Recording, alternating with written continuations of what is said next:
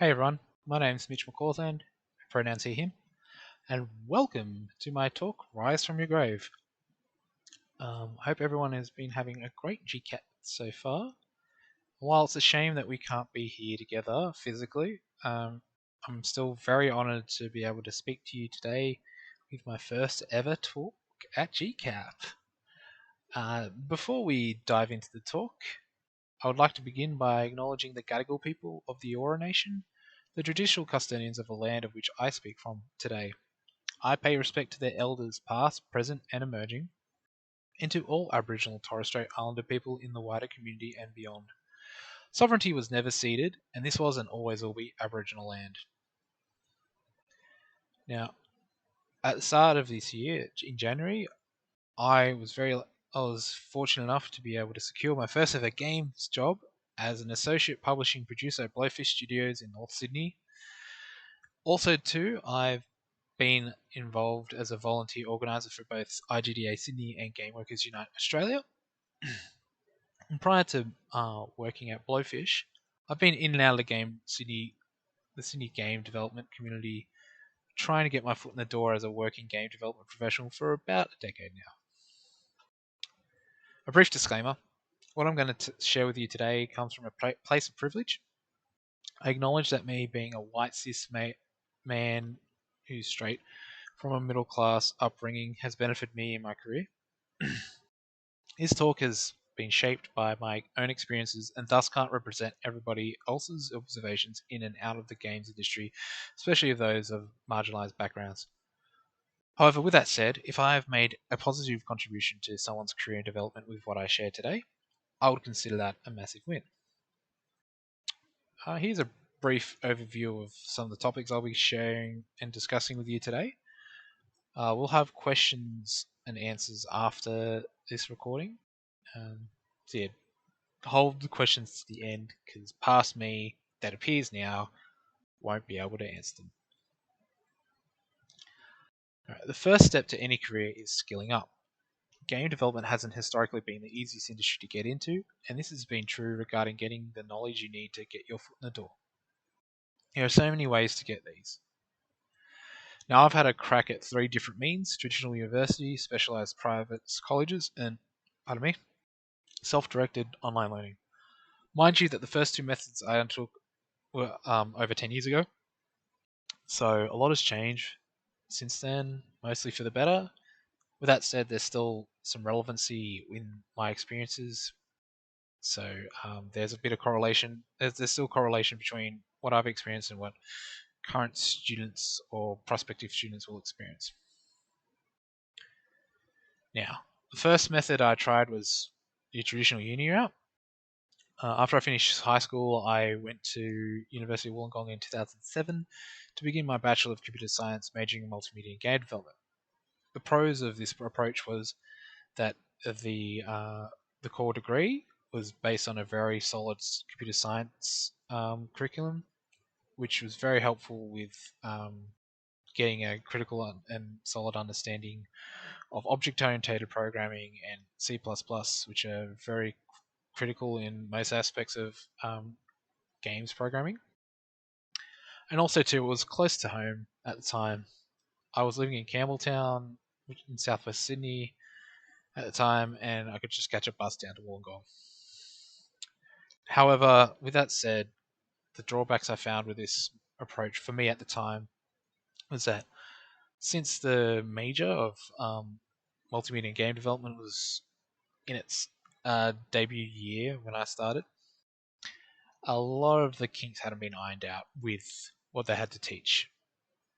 The game subjects all tacked on near the end, especially when we had to do a major project, and there was no real synergy between the creative arts department, which for a visual medium like video games was a big oversight, I felt. So I made the decision to leave halfway through the degree to find another way to get the foot in the door. But with that said, not everyone saw it that way and actually fared better than I did. One of my fellow like one of the other students that I was studying with at the time doing that same degree. She graduated and she's had a long storied career in games programming. She who now works at Nix's in Amsterdam, who recently got acquired by Sony Interactive Entertainment. So yeah, my feelings wasn't 100% accurate. So you sometimes what works for you won't work for someone else, and vice versa. So in mid 2008, after trying the traditional university route, I enrolled at what was then called Quantum College Sydney, now SAE Creative Media Institute, a private college that focuses a lot on digital creative media. And I enrolled to do a Bachelor of Interactive Entertainment, majoring in games programming. So now some of the benefits of this approach was that it was a lot more game dev focused. Like we were doing some of our tutorials was like us playing Quake Deathmatch or analyzing the snow level in Super Mario 64, like kind of stuff that was like, oh wow, this is work. Um, also too, it was accelerated, so rather than doing a traditional 3-year degree, it still had the same coursework.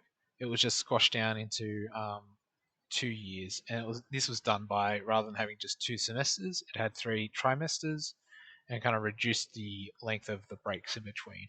And I didn't mind that because I was keen to, get through the degree and go on working on games. And also to coming with the nature of this degree being the focus of it being interactive entertainment, it had other majors as well, such as 3D animation and games design. So we grew closer bond between those different disciplines and got to respect the needs of them, and thus they respect the needs of us. However, this method was expensive. Like, yes, I did apply for fee help, but didn't change the fact that the degree was 50K and I'm still paying it off. So, yeah, like not the most accessible means of learning. The quality of the teachers and coursework too was too varied, and some of that was because of just what was available to us at the time. Uh, this was Unity was still in its infancy. Unreal was still kind of fairly closed off, and yeah, just in general, like the kind of methodologies and kind of tools that we use in the games industry was only available from a enterprise kind of levels, and so like for students it was much harder to kind of get clear answers of game development. And also too, I was doing this degree during the GFC, which had a massive negative impact on the Australian industry, especially. So I could see the job landscape burning up as I was studying, which was fun. Uh, just a note about these colleges, and I'm not just this one, but in like the private colleges in general, is that these are for profit. So I would thoroughly recommend for those who are seeking to enroll in one of these colleges to ask former and current students what their experience is like, especially those who are doing it at the campus you wish to join, and also to the ones that, especially those who are doing the same like major and degrees what you plan to do. Because while like it's very helpful for like having course outlines and all the other kind of like information materials from the institute, a lot of it can be a bit of marketing spin. So it's good to get like kind of more than just one source of information about the institute, especially considering how expensive it is, and there is a fair amount of turnover of students after the first couple of sessions. So yeah, just make an educated decision before you jump into picking a private college. um, and finally, one of the other method I tried out was just doing online tutorials. I did this much later on in life, actually a couple of years ago, when I wanted to get my head more around Unity, when I was like starting my restarting my pursuit to actually get in the games industry, mainly to learn Unity because of its big concentration across the Australian games industry. Now, pardon me. Um, the pros of doing such a method with online tutes is that like they're relatively inexpensive.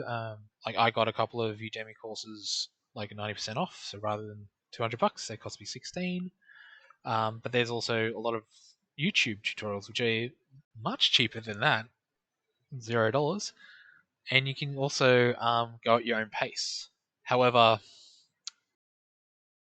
you can't just say to an employer that you've done a couple of Udemy courses on your CV. That they're not gonna. It's not worth much. Like you got to realize that these tutorials are more to help you build your portfolio, as opposed to getting you a piece of paper that will tick a box on a job description line. But also to the jump from the tutes, the security and safety and the guidance that they give you to doing your own project is a massive leap. And for me, it was like very difficult because I am not the most disciplined person when it comes to doing stuff for myself on my own spare time. And especially when it's something as broad as like creativity. It's something I'm still struggling with today. But just bear in mind that just because you're doing like you're doing really well in online coursework doesn't necessarily mean that will 100% translate into like, oh well, I'm going to just smash this personal project of mine. Just keep that in mind as well. Another thing you'll have to consider is what role you can play in the industry, both as a worker and as a community member. While I did a programming degree, there are other degrees out there that are specific to game dev. I've kind of listed the ones that I'm thoroughly aware of on the left-hand side of the screen. Thing is, when you compare it to the jobs out there, there's a big difference in terms of the number and the kind of focus of these, because there's a lot of specialized roles out there in the industry, especially the further up you get. And some of these don't even really have a clear route path. Like, for example, while you can see, like, say something like a network engineer or a level designer have like clear routes in games programming and games design, respectively, stuff like QA, being a QA analyst or a producer or a narrative designer or a systems designer, they're a little bit more obtuse. And when you kind of look into that, you get a sense of being overwhelmed. And I know I did when I was first looking into like what kind of jobs I want to get. Like, yeah, I got the games programming degree, but like everyone in my cohort called me like, the game designer in a programmer's clothing. But it's a good thing that I got lucky, because chance and luck are can be pretty critical in terms of snagging that perfect opportunity. I fell into production by sheer luck. A mate of mine was producing a Facebook game at a digital agency back in 2011. He needed a level designer for a Facebook game. I applied for it. I got the job. This was just a month contract. I did the month, and they liked me well enough that they offered me a junior project manager role at the agency, and I took it. I didn't really have much desire to be a producer at the time, but I needed money. And luckily for me, it clicked after some trial and error. The combination of problem solving and helping people out kind of just made sense to me, and I got a kick out of it. and thankfully, like for most of my career, I've been focused on that kind of relationship of problem solving and people helping people out. Also, too, luck did play into how I got my current role. It wasn't the first producer job I applied for at Blowfish.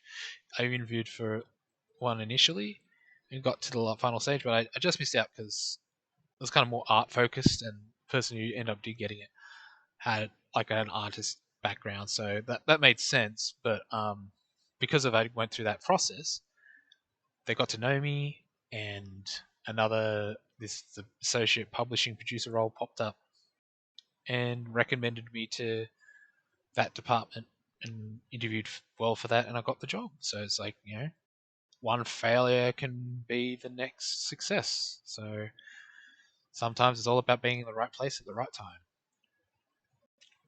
And on top of that, you also got to know what your strengths and weaknesses are, as well as like going through a lot of trial and error to figure that out. And I'll touch more on that a little bit later on in the talk. Just a tip, uh, just remember that entry level jobs aren't necessarily super engaging and fun. If that makes any sense. It's like they're not, and I don't say that to discourage you. I just want to ensure that you have a clear kind of set expectations of knowing that you're starting from the bottom when you get an entry level job in the games industry. They're not going to put all the risk on a junior just to do like make the big design calls or design the the main character. There's too much risk involved, so they'll onboard you. They'll start off in something small that may not necessarily be super fun, but still very important. Stuff like data entry, resizing key art for various storefront and promotional materials, modeling prop models. Like this cool stuff will come. You just got to build your experience and build your confidence, and you'll get there. It'll just take time. Well, it's important to have the qualifications and know what kind of job you see yourself in within the industry. That doesn't put food on the table. Most of the time, we gotta work outside the industry to survive while we're seeking out that opportunity to get in the games industry. And you know what?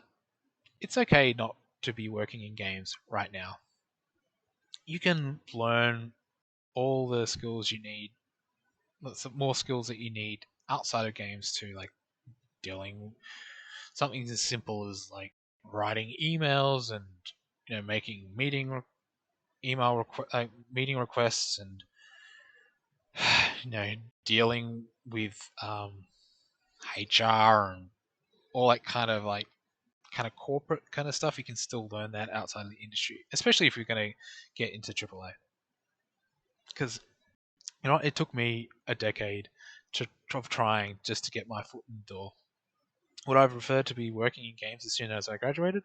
Of course, but that wouldn't mean I wouldn't have been where I am today if I wasn't if it wasn't for my previous life outside the industry. And to be honest, I probably would have burnt out much sooner if I just started out in the industry, because I wouldn't have gained all these coping mechanisms, these kind of strategies and kind of tools that I've learned outside of the industry to be a better game worker.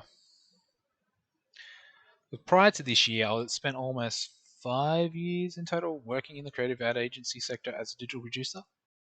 I was paid well, got to work on some big brands, and interact with a wide array of people from different backgrounds and disciplines.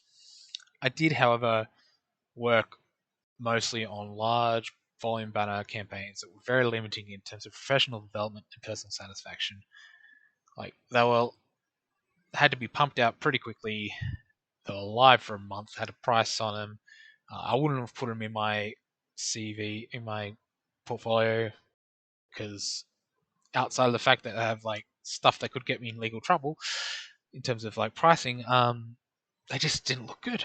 There's nothing, and I couldn't be able to really utilize some of the production methodologies I wanted to work on to bridge that gap from where I was to games. Like I couldn't run sprints because the work was just didn't suit. It was just too much too with too little time, and the business just had no desire to accommodate that for how they worked. So I kind of felt stuck.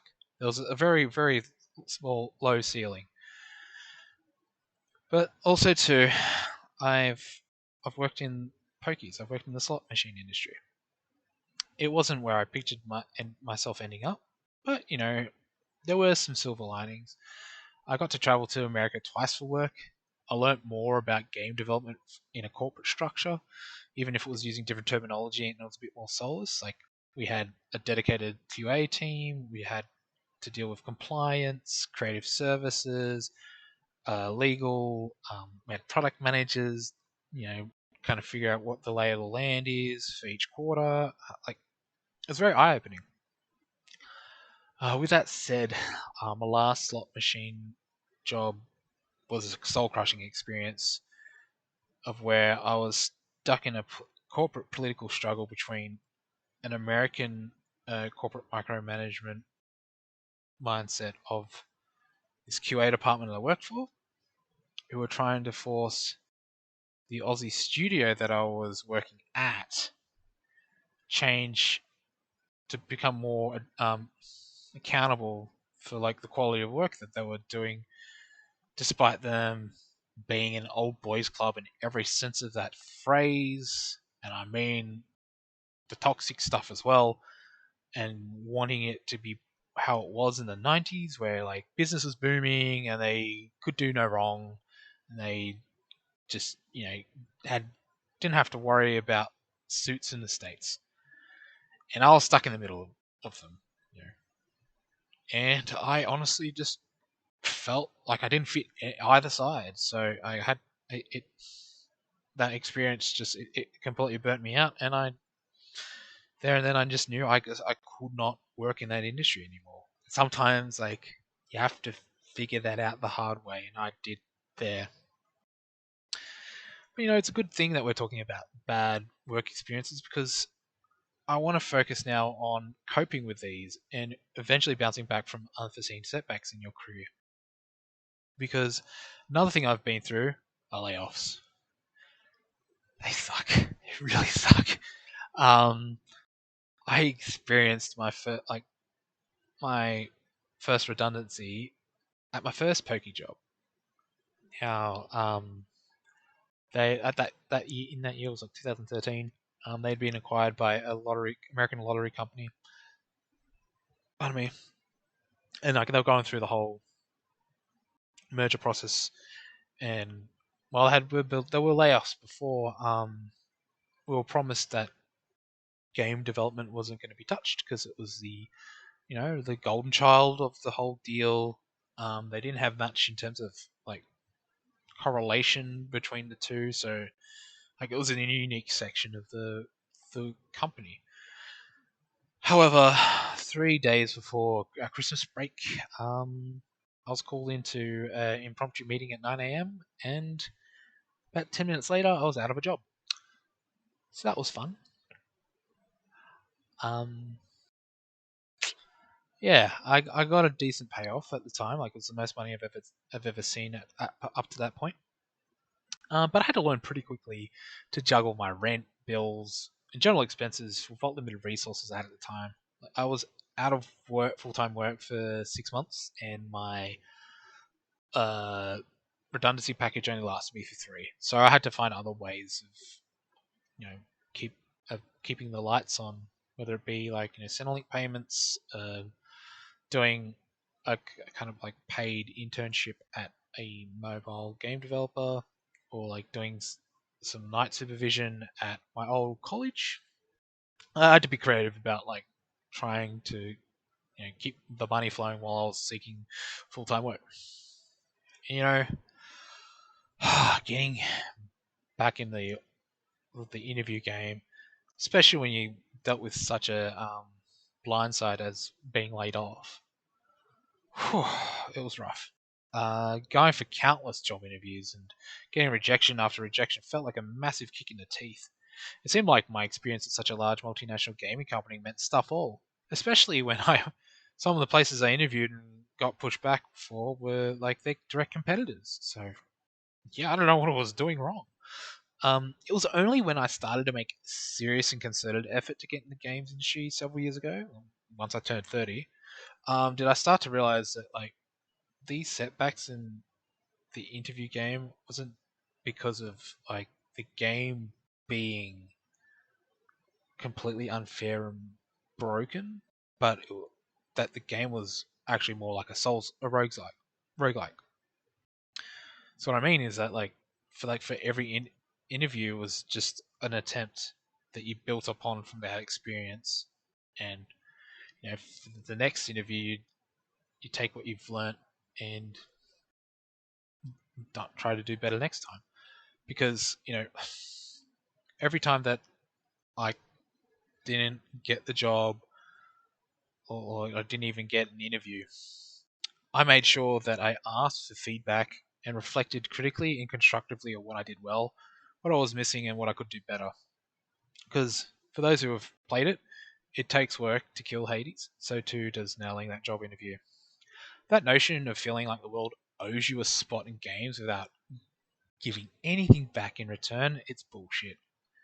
I know when you especially with games and gamers, there is a sense of entitlement when it comes to our medium. Like I had it for sure, definitely. I thought things were just going to pan out like it was my destiny. It was already written. That'll be the next Romero, the next Bill Wright, the next Miyamoto, like that kind of stuff. I had to learn pretty quickly that nothing's owed. I had to work for it, and while it's a very tough lesson, it's a very necessary one. And once you shed that kind of entitlement, you become a better person and become more equipped to be able to be there for everyone and for yourself when you go through that career journey. Um, and also too, just on a side note, and I've been thinking about this recently, ever since especially now that I've got a job in the industry, the end goal isn't getting a job in the industry. It's just a goal because your journey's ongoing. Like it's very easy for us to get focused on oh, I gotta get a job in the industry, gotta get a job in UV, that's the only thing. But you wake up the next day, you gotta keep going you gotta keep signing in and do your 9 to 5 or whatever fair timing arrangement you have agreed upon. You still got to do the work. So yeah, I just want it's something it's been on my mind. You just got to think of your career is always a work in progress, just like yourself. And that's why it's so important to get involved with the community.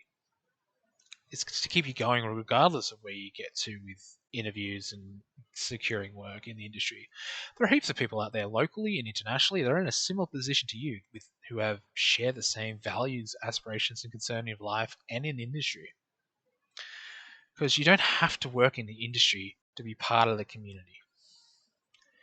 There are other ways of taking part. Attend community events. Every state has their own kind of core game development kind of Facebook group. There's IGDA chapters in New South Wales and Victoria, and I think in Brisbane. And there's other kind of ones like ARG in Adelaide and Tasmanian game makers. Get involved with those. Go to their events, whether it be online or in person. Go to game exhibitions if you can. Um, Go to industry meetups. There are a couple happen in New South Wales, for instance, such one run by Wargaming Sydney that I've had the the privilege to speak at as well.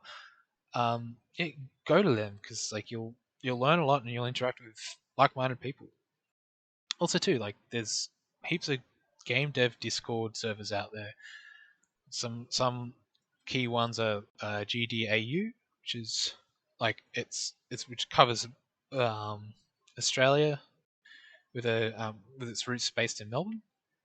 Gaming with Wings, that's a Sydney-based one that we at IGDA Sydney run our virtual beer and pixels through. And also shout out to GWU. Their Discord server runs is a good place to go as well.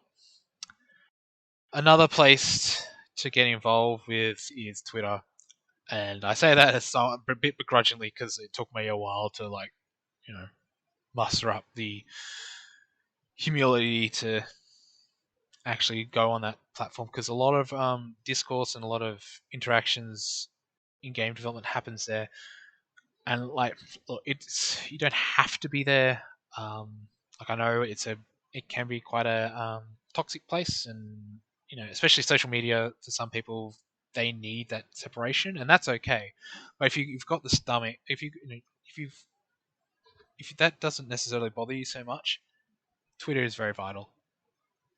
And I'll finally attend conferences like this one. Like you here at GCAP now, that's a good stepping stone.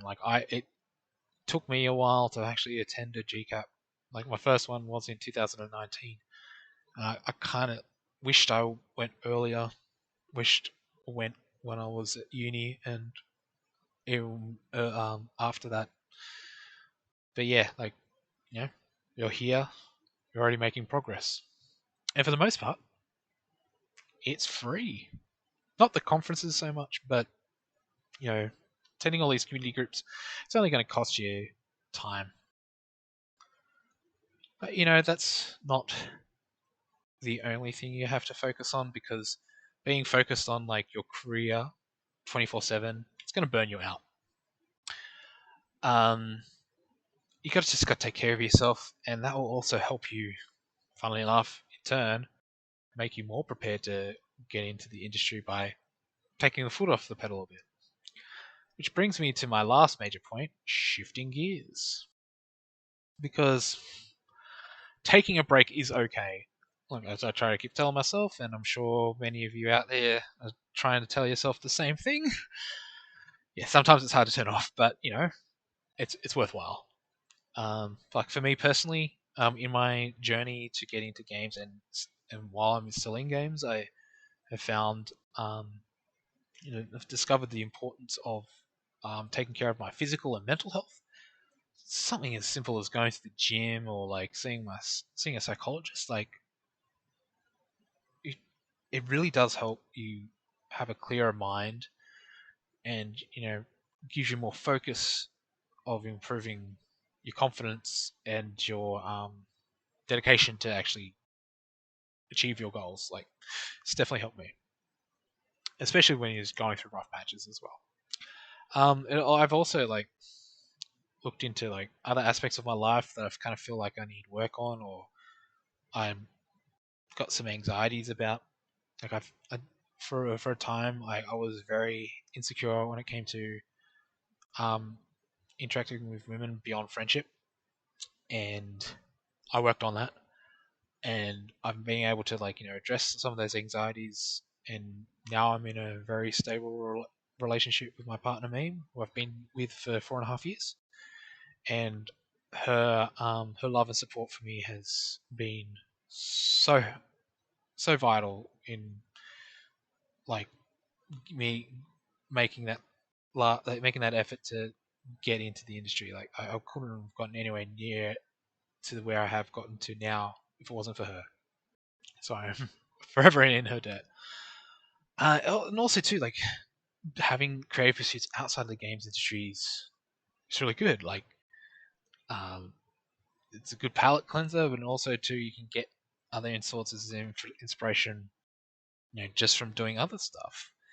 Like I've personally been recently getting back into community theatre, and I found that to be quite like helpful. Like it's just it's good fun. It's great to interact with other creative people that may not necessarily have the kind of same methodologies as I would, or other game developers would. Like just kind of sharing the kind of seeing, comparing and contrasting the creative process between yourself as a game developer and versus like say a guitarist or an actor. Like it's very great to kind of see that play out. Also, too, I've last couple of years I've been making more of a concerted effort to be more present and involved with my family. I understand that like for some that's not possible due to geographical distances, like being living halfway around the world or halfway around the world from them, or personal circumstances doesn't allow you to have a kind of relationship with your family. But if you can, like I thoroughly would recommend it. It's great to have cheerleaders to like sound like who aren't invested into the minutiae of game dev, because it can be a bit of a bubble. Like having like supporters out there who are kind of like a third party separated from the games industry to like kind of bounce off and get support. I find personally to be great help.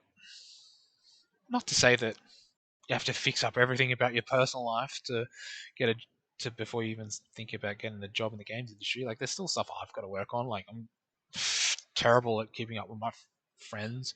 Like I'm starting to get a little bit better during the lockdown, but I'm still, yeah, I am not great. So, and my friends know this, so like I apologize, but like everything, like I mentioned earlier, like the games industry, your games career, your life is still always a work in progress. There's always things to do to improve, or like things to ways to grow. So like, don't feel bad if like there's still things you need to do, because there's always going to be that. So in summary, we've gotten to the end of this talk. Just to go over kind of the key concepts that I've brought up in today's talk. Is no silver bullet in getting the skills you need. Pardon me. Research your options and do what is right for you at the time. Knowing your role in the industry requires some luck, trial and error, and knowing your strengths.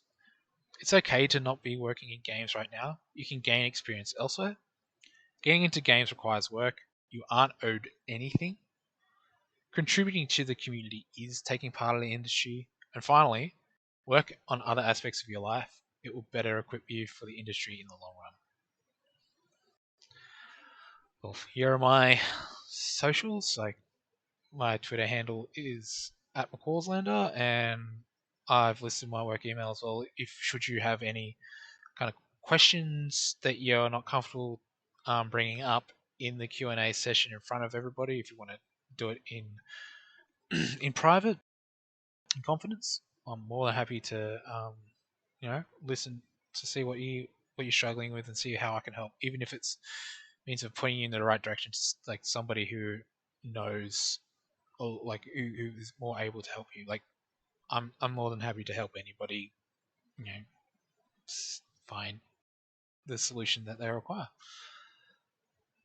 So yeah, now here is question time, and thank you again for everybody for listening to my talk, and I hope you enjoy the rest of GCAP and have a fun AGDAS at home. Thanks again. See you everyone.